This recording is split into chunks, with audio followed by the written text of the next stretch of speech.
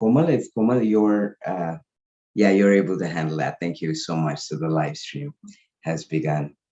Wonderful. So first, I would like to begin by conveying my deepest gratitude to His Excellency. Thank you so very much for joining us. We're deeply humbled and honored, and to me, at many different levels, just being able to spend time with you and learn from you is an honor, both professionally and personally. And I just want to say that.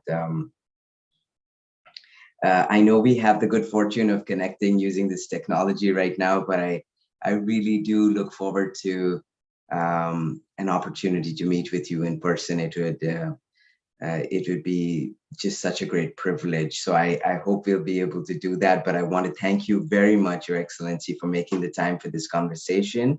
And I'd like to begin with a very warm welcome to you and to everyone to the POP Leadership Climate Conversations, a tribute to our chief mentor.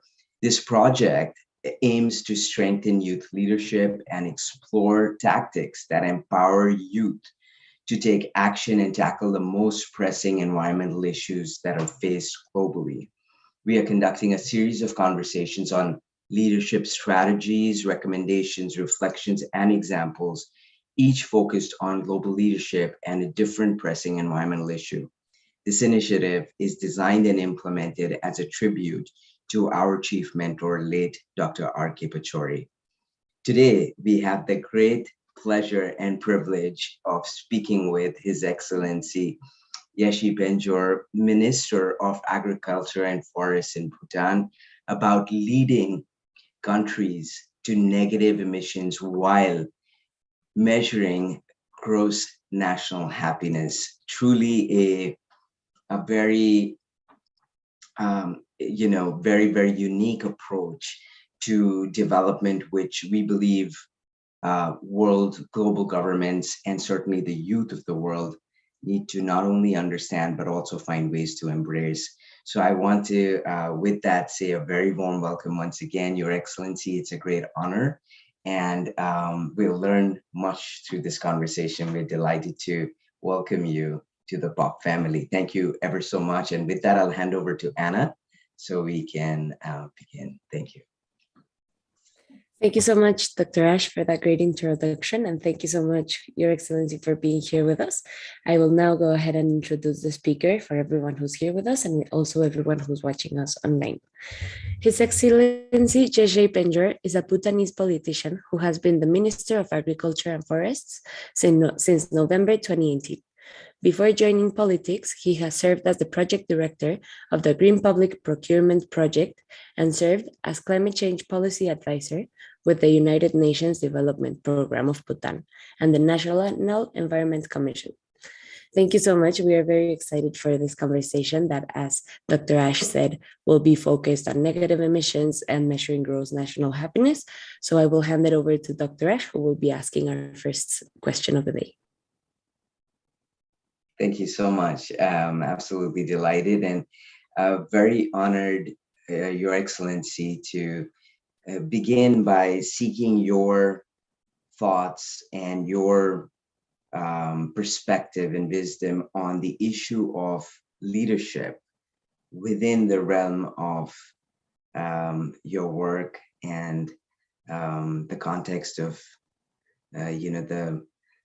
the initiative for gross national happiness and also the reduction of carbon emissions as we try and achieve what we call sustainable development. And I love your thoughts on what leadership means within that context, Your Excellency.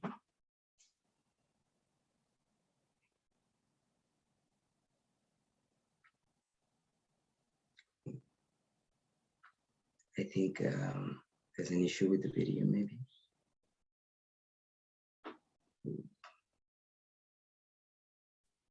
I think it's frozen. Yeah. Okay. Maybe it'll free up in a minute. Let's just hope. Also, I know he has some technical support. Your Excellency. Welcome back. Thank you so much. I'm unsure, Your Excellency, if you heard the question that we humbly pose to you, please. Yes, Dr. Ash, I heard you very loud and clear. Okay, thank you. Thank you, Your Excellency.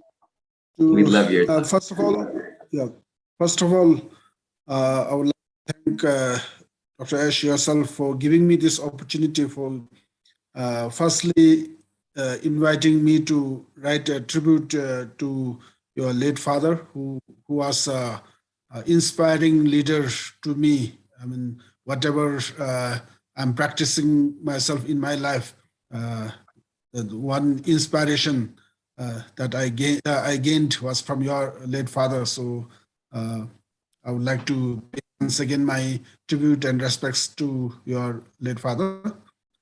I hope I'm audible and my deep Bhutanese accent is understandable to all the colleagues here in the forum. It's beautiful, and we are very, very grateful to hear you, and thank you so much. I just want to say, Your Excellency, as we begin also, that my father used to talk to me, and as I mentioned in my email too, his great dream was that we would visit you in person. I hope we can fulfill that dream and do it soon. But he had the greatest love and respect for you. So I just want to say thank you so much for serving as a great inspiration and example, not just to the people of Bhutan, but really to the youth of the world, and we are honored. So thank you very much, Your Excellency. Thank you, Dr. Ash. In fact, I should be thankful to you for giving me this opportunity to get connected to our youths across the world. So, with this, I would like to say good morning to all the young colleagues in USA and South America, and of course here in India it is good evening. It's 30 minutes later than Bhutan. So in Bhutan it's already a few minutes past 6 p.m. Now on the coming directly to the question on the leadership in for climate change and sustainability. Let me quote the example of Bhutan.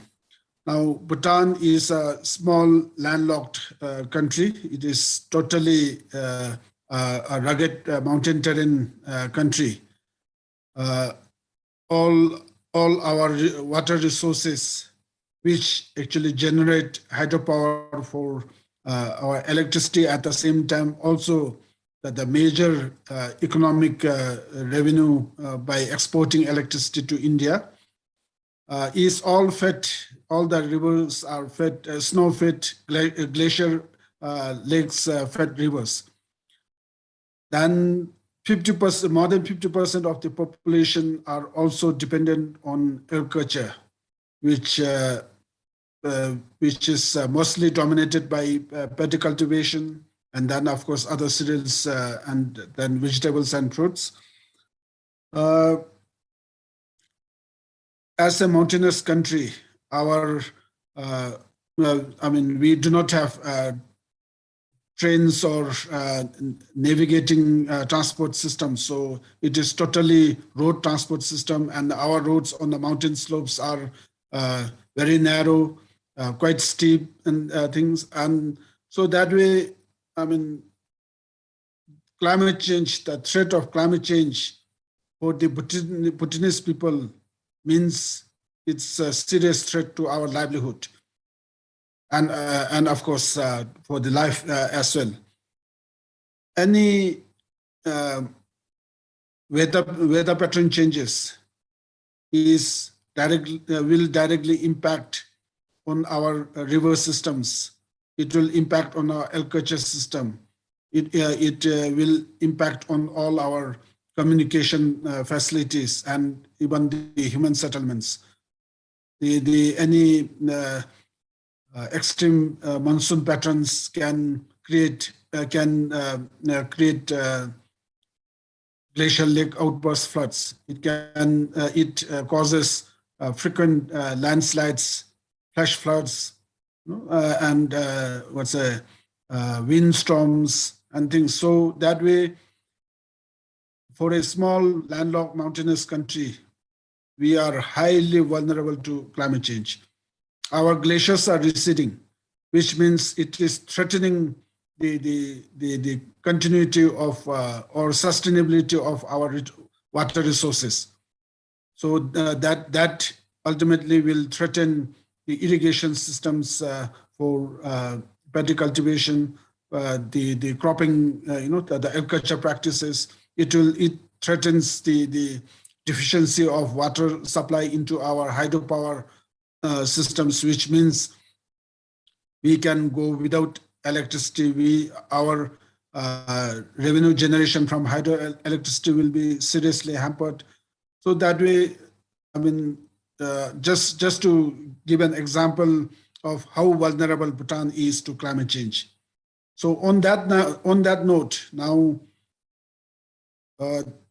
there is no capacity and no mandate, or we are not obligated to, obligated at the same time, we also do not have any scope to undertake mitigation measures when we talk of climate change. So for Bhutan, it is the adaptation that we will have to focus on.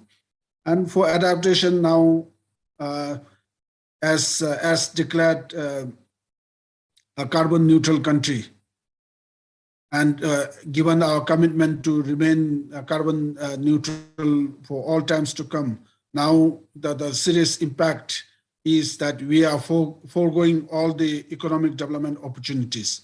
So meaning we would like to continue maintaining our forest cover, and our constitution mandates us to maintain 60% of forest cover for all times to come.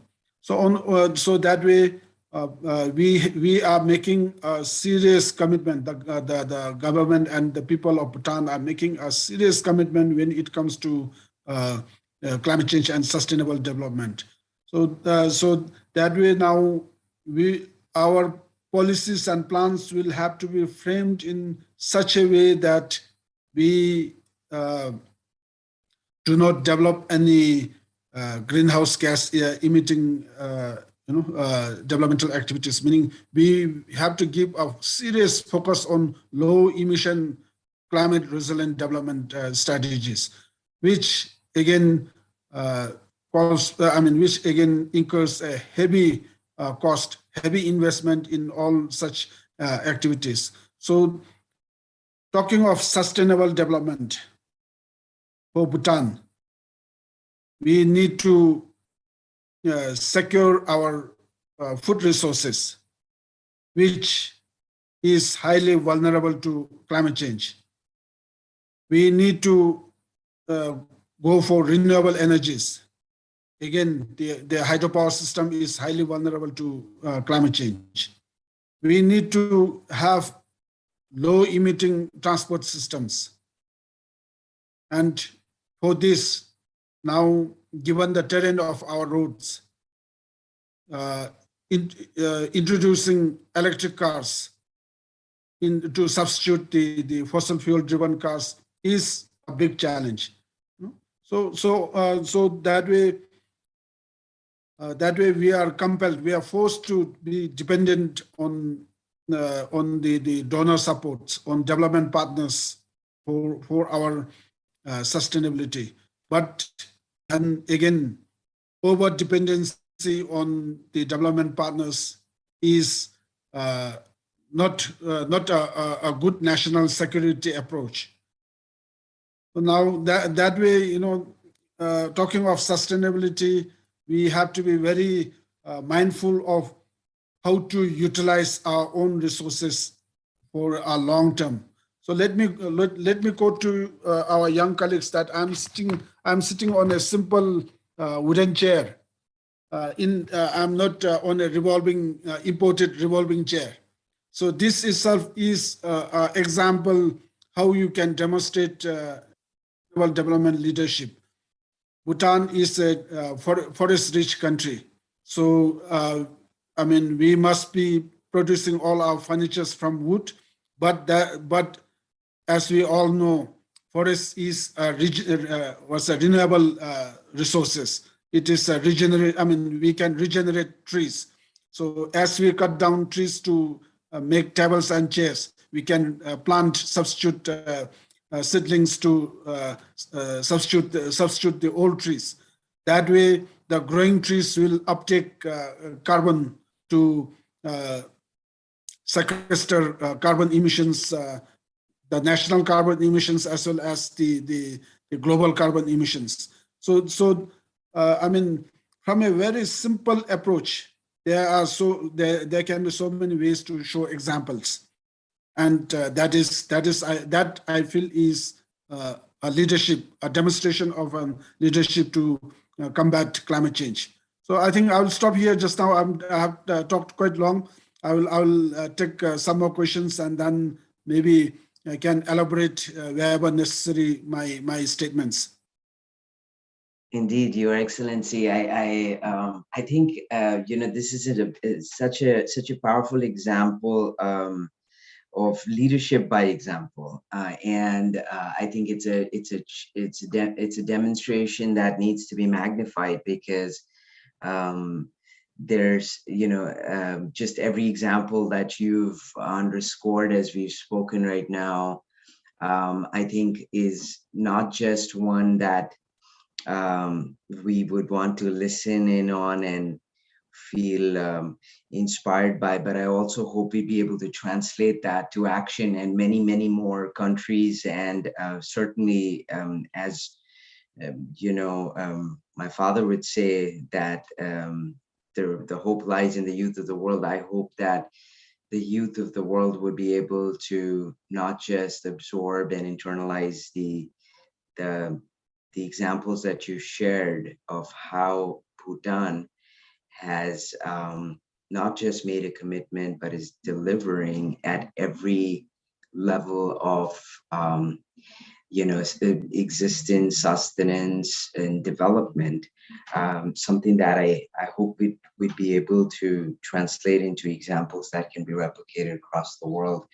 And certainly, as you also talked about, the vulnerability is tremendous, and therefore also to find solutions to adapt to, unfortunately, as you rightly say, climate change is, it's here, but there are actions that are taken by other parts of the world, and ramifications are borne by especially the most vulnerable communities. So I just want to say thank you so much, because this is a true instance of leadership by example. And yes, indeed, there are a number of discussion areas I think that many of the young people in the room would like to engage with you about, which would allow for much greater understanding and an opportunity to elaborate. But I do want to convey my gratitude to you for not just sharing, but for serving as a living, breathing example for all of us, as a global leader and as a human being. So I just want to say that you embrace those values, I know, in every dimension of your life, and thank you for sharing them with us. And thank you very much, Your Excellency, once again, for your values and your wisdom. So with that, I'll hand over, Anna, to you, and request you to pick up other dimensions of the conversation, please. Thank you. Thank you so much, Dr. Ash, and thank you so much, Your Excellency. That was very interesting. I think learning about what Bhutan is doing and how it works is very interesting to everyone who is here in the conversation with us. I would now like to hand it over to Sam, who's joining us from Nigeria, who will be asking the next question.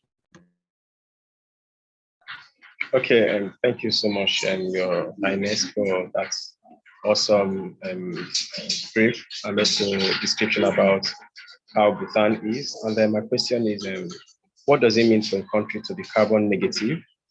And then how can one stay carbon negative as the country develops? So I don't know if you get that.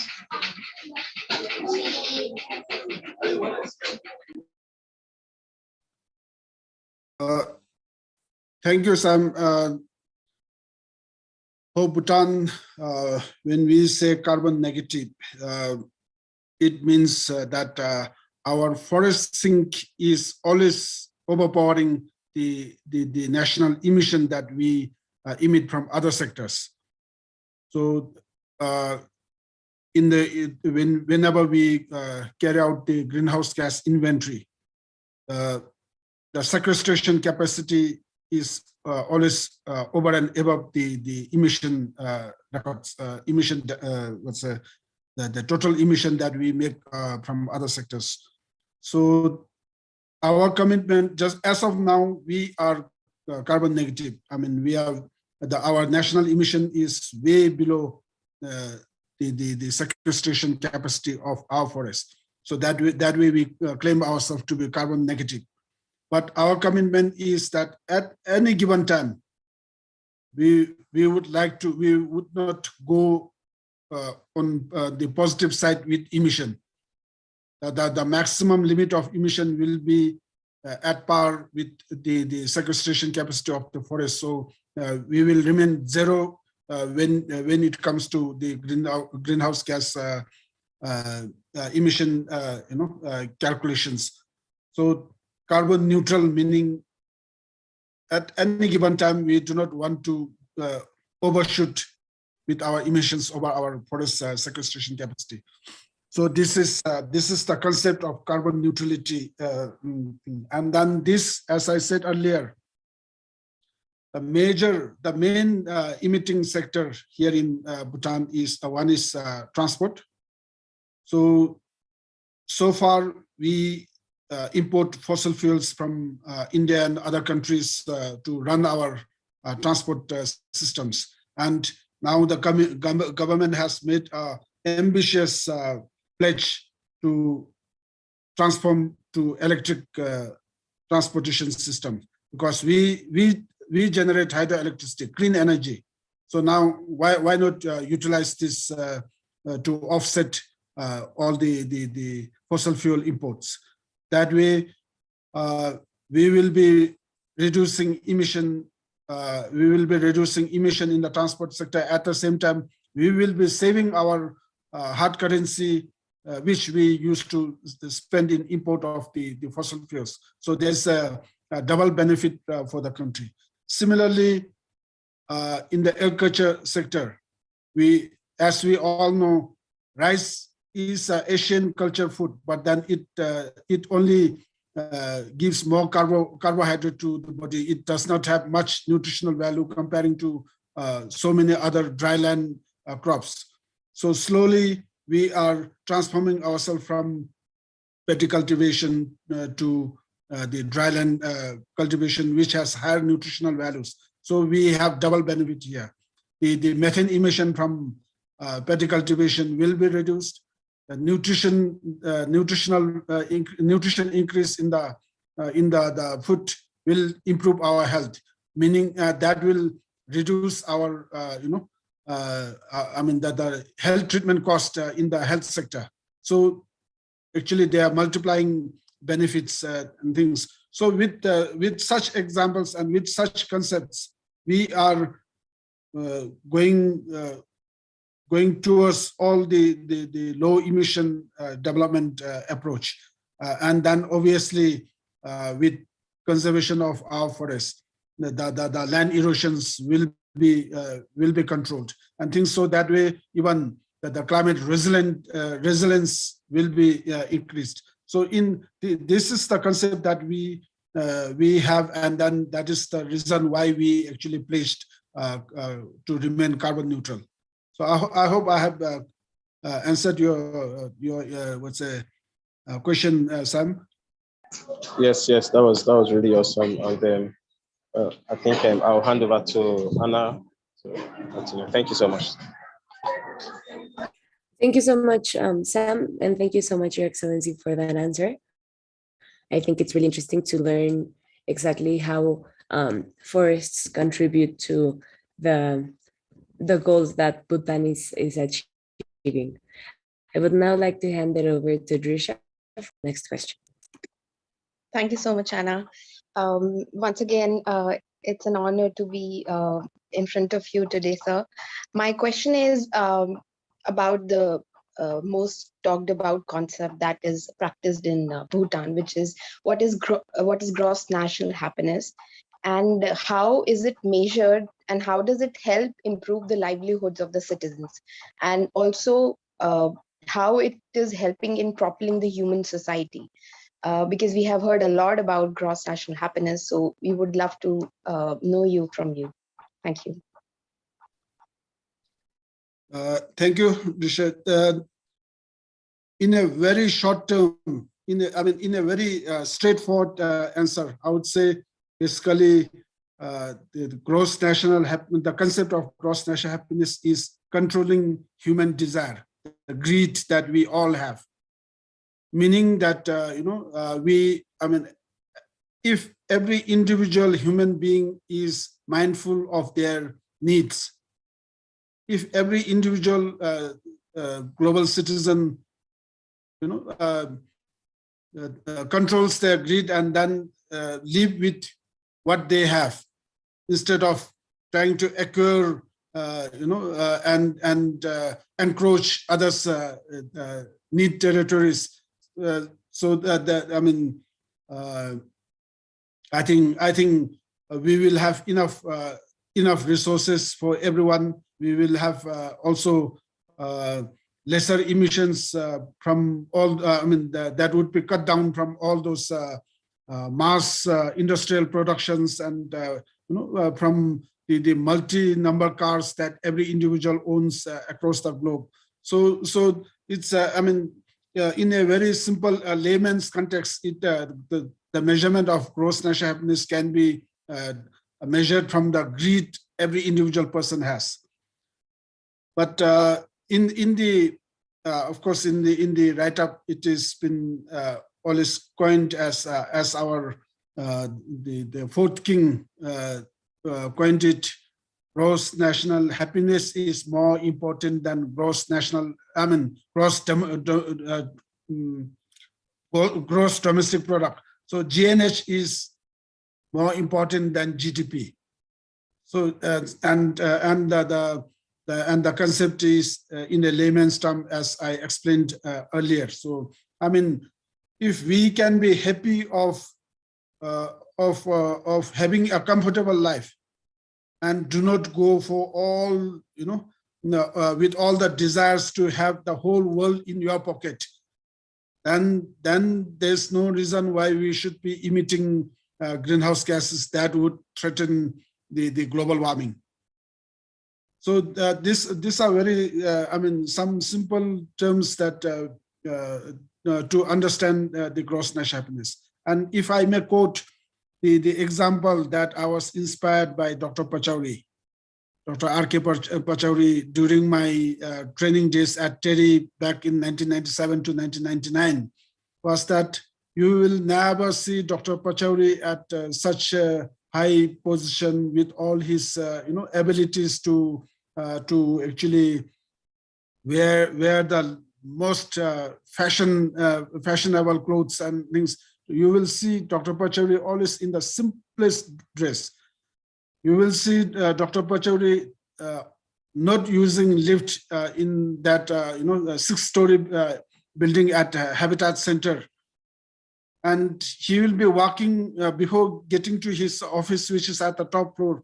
He will be walking all through the 5-story offices below his chamber, and then meeting every person there every morning, greeting them with all the smiles, giving them all all the very opening guidance to all the younger staff members that he has in.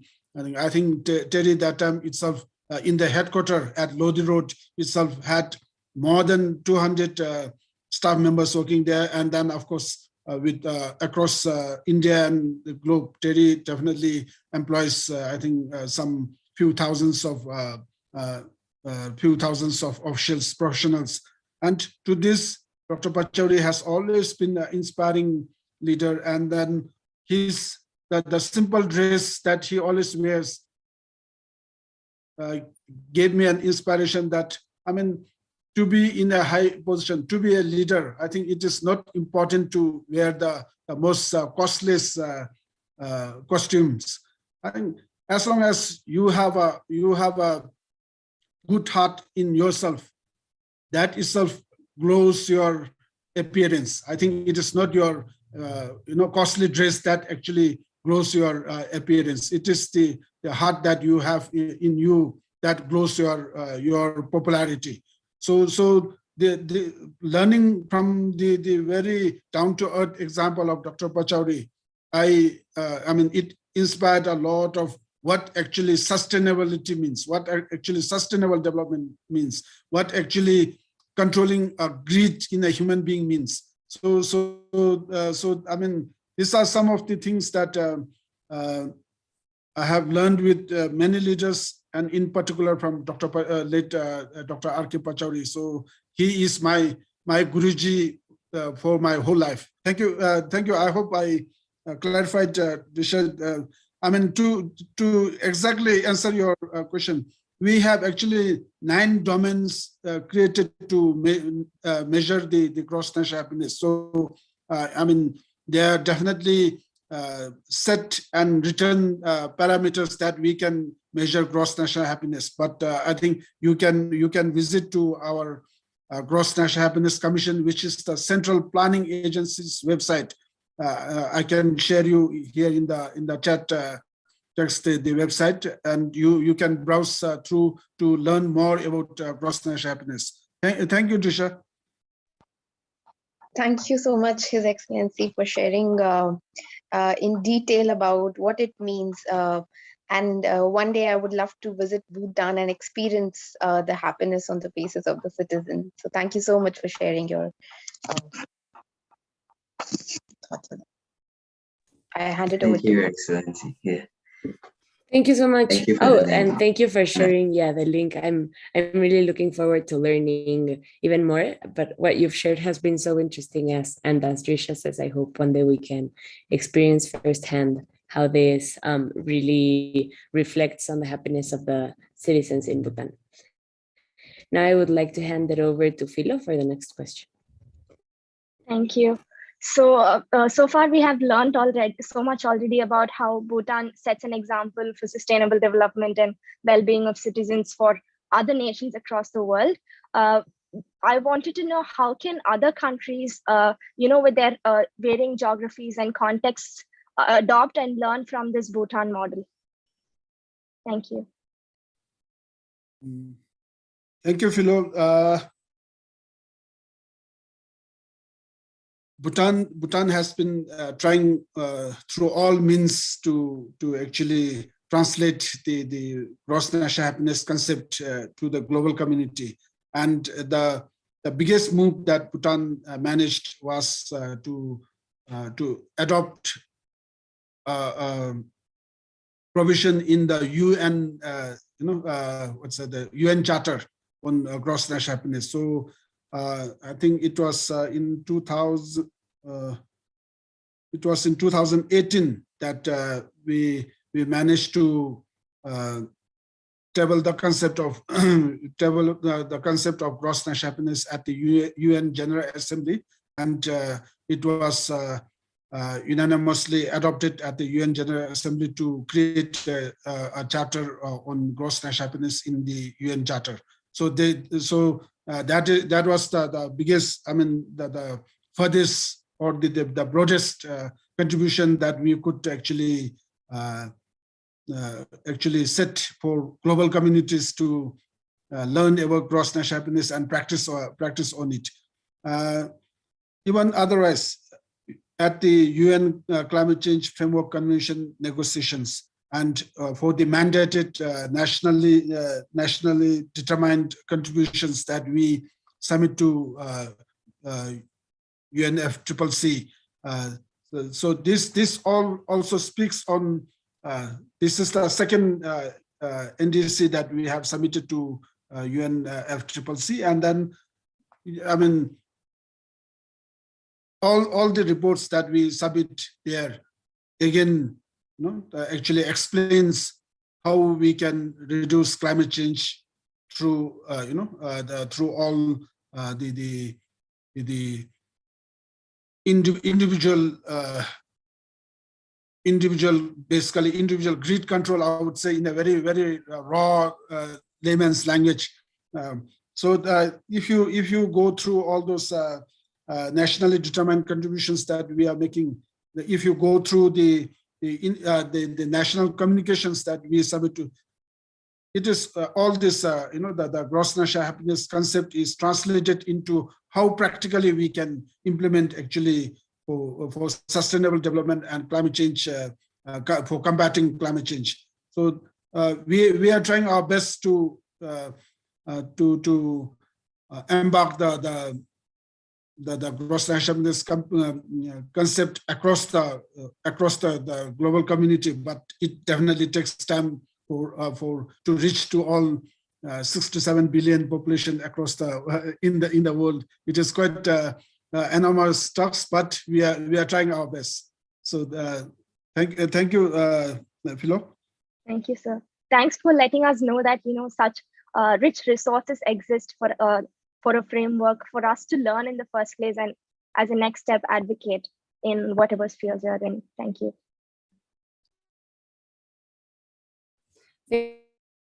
Thank you so much, Philo. Thank you so much, Your Excellency.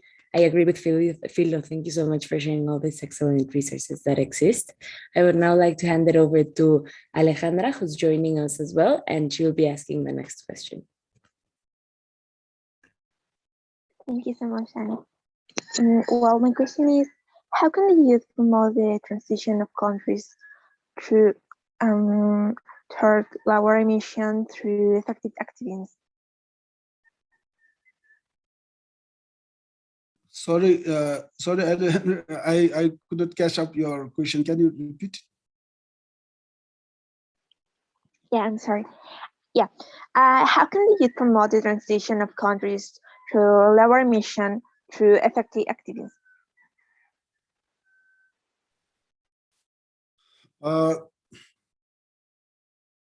It is, basically to lower emission in the developed countries, in the industrialized countries, it is quite challenging. So that way, the climate change negotiations never progress in a way that is desired.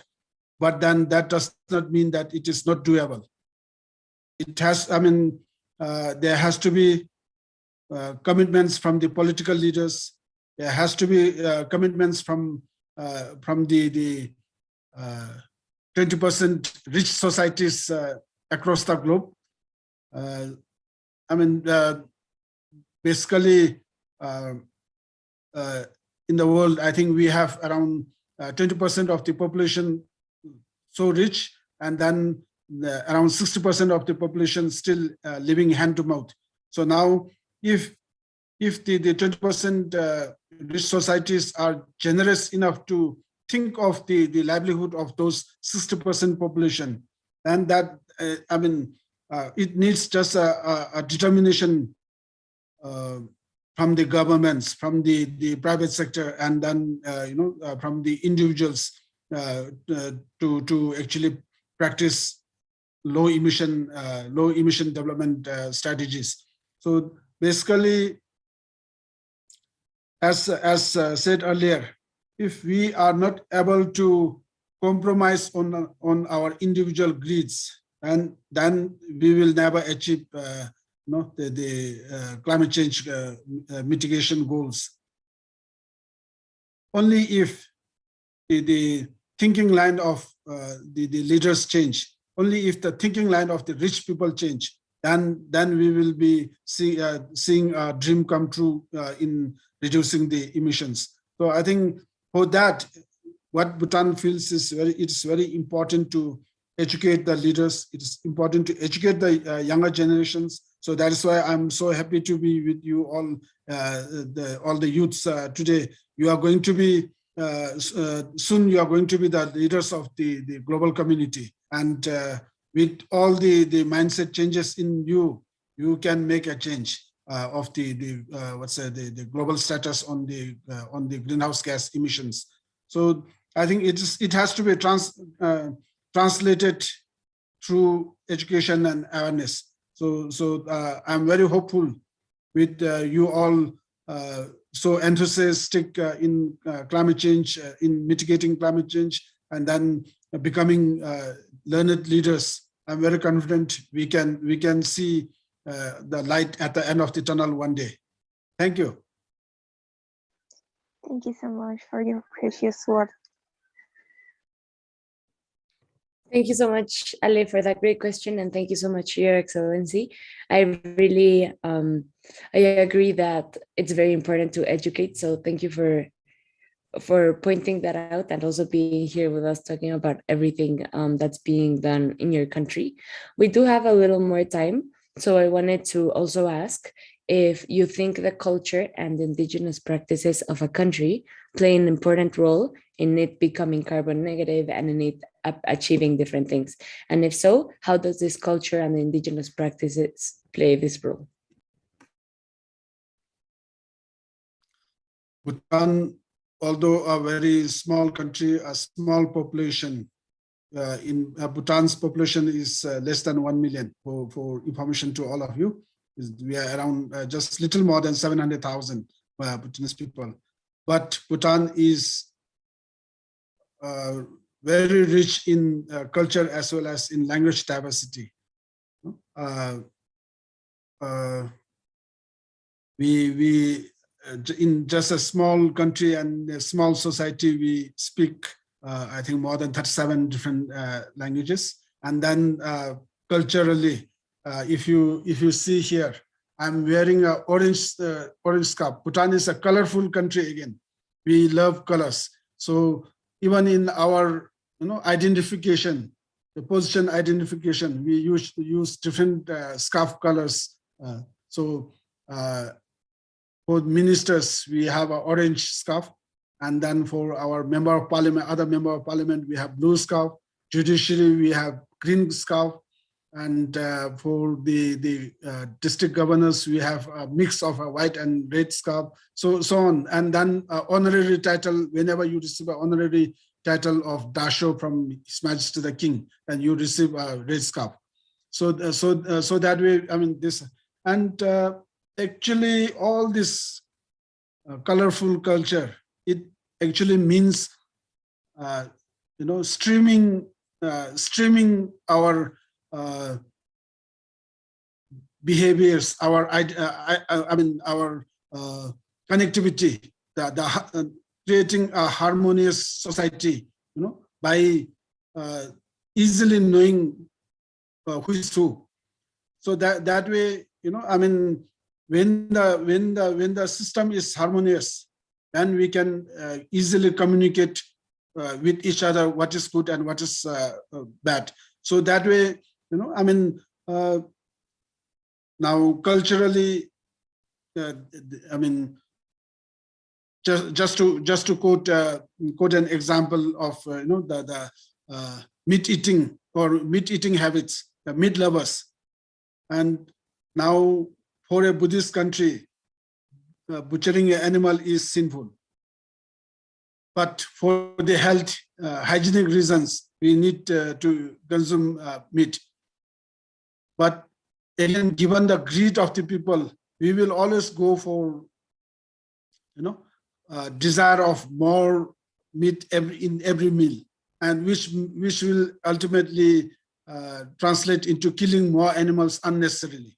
So now, in a harmonious culture, now if one religious practitioner gives a statement of how sinful of killing an animal, how if a doctor gives a dietary habit change talk, saying, it is not very necessary to have bulk quantities of meat to keep ourselves healthy, and so on. So if such, in a harmonious society, such talks will help,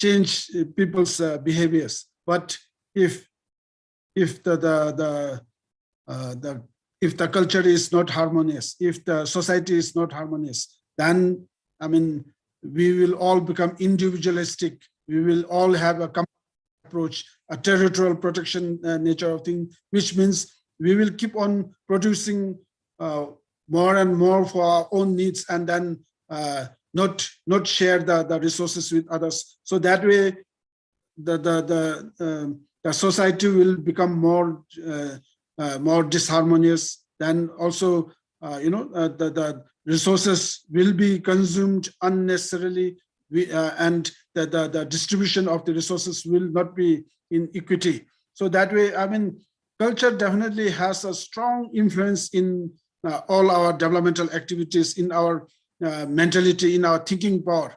So that way, I mean, culture is definitely influential in correcting ourselves towards low emission development strategy. And the indigenous knowledge. We have so many indigenous knowledge, which actually are the pillars for sustainable development. I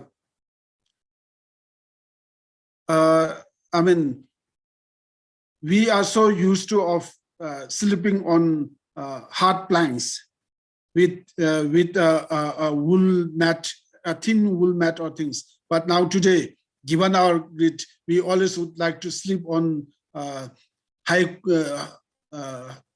cushions and things, so which is bad for health. So if we stick to the indigenous knowledge of sleeping on a plank bed with some woolen or jute carpets, we would be healthy, and we would not be unnecessarily producing those all cushions and those very unhygienic livelihood facilities and things. So definitely the indigenous knowledge, if you really go in depth, our parents, I mean, they could have produced those Dunlops and cushions, but then they felt they knew that sleeping on a hard bed, on a hard carpet is good for your health. So, I mean, there's a value in all the indigenous knowledges. So I think it is very important to recall ourselves or retrace ourselves back to back to the habits, living habits of our parents. If we really assess the indigenous knowledge, it has all the values to keep you healthy and energetic. So I mean, I think there's definitely a big influence from indigenous knowledge and culture on our low emission development approach. Thank you. Thank you so much. That was such an interesting answer. I really appreciate all that you've shared, learning more about how the indigenous communities in Bhutan and how rich of a culture you have with the languages and the colors and everything is really, really interesting. And I think we can all learn a lot from that. I would now like to hand it over to Dr. Ash for the conclusions. Thank you. I think that we're only just getting started. I think we've learned so much in this, matter of a few minutes. And I think, Your Excellency, your point about how previous generations were one with nature and the land, and how that had not just implications for sustaining ourselves on this planet and the planet itself, but also that today a lot of the implications we're seeing on health are a consequence of our so-called attempts to develop. So I think you've left us with so much not only understanding, but profound thinking around who we are as individuals, as human beings, what our connection with nature is, and what that connection with each other is. And just being close to the very fundamentals and the basics are key. And I also say that you shared a lot about not just values, but the importance of the love that we hold in our hearts. And if we can just stay close to that, and we'll not only embrace the larger community we're so blessed to be with, but the universe in many ways. And I just want to thank you very much because as you pointed out, maybe just in the course of conversation in the most simplistic but the most powerful manner, the examples of how your everyday life is a demonstration of everything you're saying, and that the power of that example is one I hope we can hold close to our hearts and then amplify. So we have many young people. This is a conversation I'd say that everybody, no matter where you're from, should listen to this. So I just want to say that in my mind, our learning and our understanding and our inspiration from you has just begun. It's beautiful and it's powerful, and I just want to thank you once again for being all that you are to us. I think I've had the good fortune of communicating with you over a period of time. Just being together here with you today is meaningful at another level of my own existence. So I just want to say thank you so much, and I also want to convey what a precious member of the Bob family you are to us, and thank you so much for being part of our family. We're very, very honored and profoundly moved listening to you today, and I hope we can continue the conversation, Your Excellency, that we'll have an opportunity to spend more time. Hopefully we'll be able to bring in young people from more places as we are inspired by your words, your values, your wisdom, and everything that you are. And I also hope for an opportunity to meet with you in person soon. Also, before we go, I'd love to ask you if there's anything else you would like to share with us. And then with your permission, we'll request a picture before we close this conversation and open up to, I hope, many more. Thank you. Thank you, Dr. Yash. If you let me talk, then I'm a politician, so I can continue to talk for hours and hours. But then I think just one-way traffic talking is not so important. I would have loved actually to listen to more questions and in fact listen to some young thoughts of our younger generations. But then, as said earlier,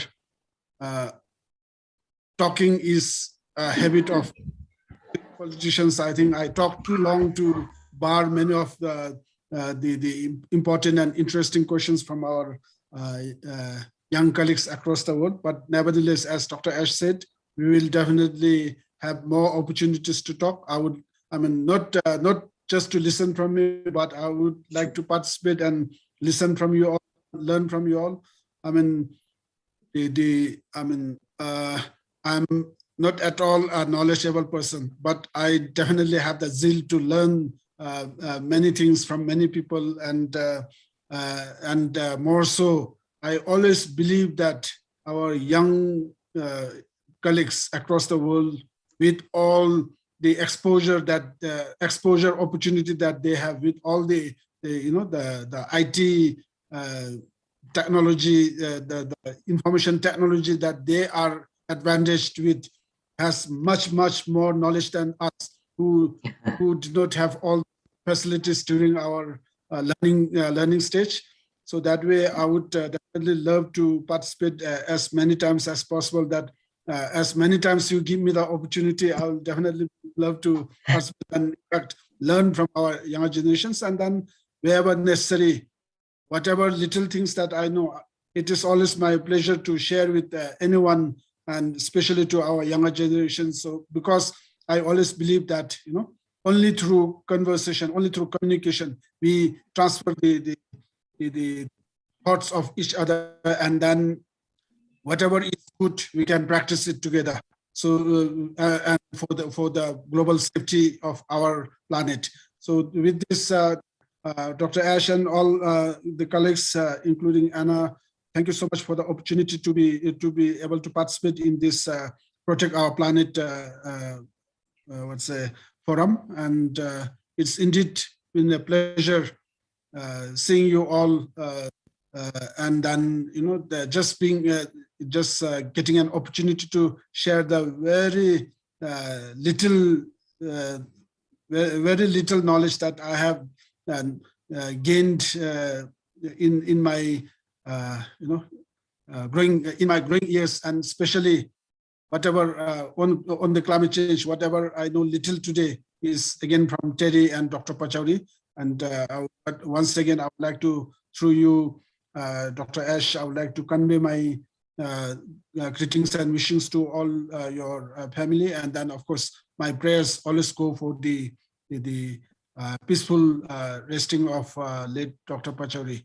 So with this, once again, thank you to all the participants, and it's been a pleasure seeing you all. And then just talking of my maybe a little bit of rubbish thoughts that I had. So thank you so much. We'll meet again.